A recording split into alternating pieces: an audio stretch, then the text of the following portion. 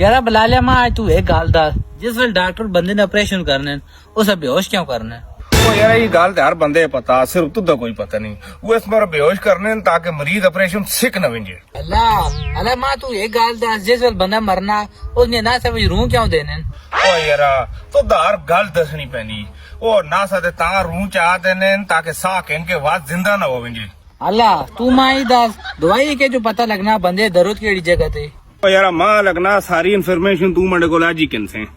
ਉਹ ਜਿਸ ਟਾਈਮ ਬੰਦਾ ਡਾਕਟਰ ਕੋਲ ਵੈਂਦਾ ਨਾ ਡਾਕਟਰ ਦੱਸਣਾ ਮਣੀ ਲੱਤਾਂ ਦਰਦ ਹੈ ਮਣੀ ਬਾਹਾਂ ਦਰਦ ਹੈ ਮਣੀ ਹੱਥੇ ਦਰਦ ਹੈ ਦਵਾਈਆਂ ਕੋ ਸੁਣਨੀਆਂ ਪਈਆਂ ਜਾਂ ਜੋ ਬੰਦਾ ਦਵਾਈਆਂ ਕਿੰਨਾ ਨਾ ਉਹ ਵੇਨ ਕੇ ਆਪਣਾ ਸੁਰ ਸ਼ੁਰੂ ਕਰ ਦੇਣਗੇ अल्लाह अल्लाह यार बुला ले तू मां एक और गाल दस ये जेड़ा सूरज है ये राती क्यों नहीं निकलना? ਉਹ ਯਾਰ ਤੂੰ ਵੀ ਬਾਦਸ਼ਾਹ ਆਦਮੀ ਰਾਤੀ ਹਨੇਰਾ ਹੋਗਾ ਨਾ ਹਨੇਰੇ ਸੂਰਜ ਨਿਕਲਣਾ ਰਾਤੀ अल्लाह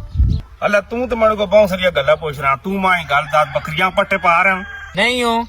ਅੱਲਾ ਉੱਠ ਨਾ ਦਹਾਉਣ ਵਾਲ ਬੱਕਰੀਆਂ ਪਾ ਨਾ ਉੱਠ ਉੱਠ ਉੱਠ ਉੱਠ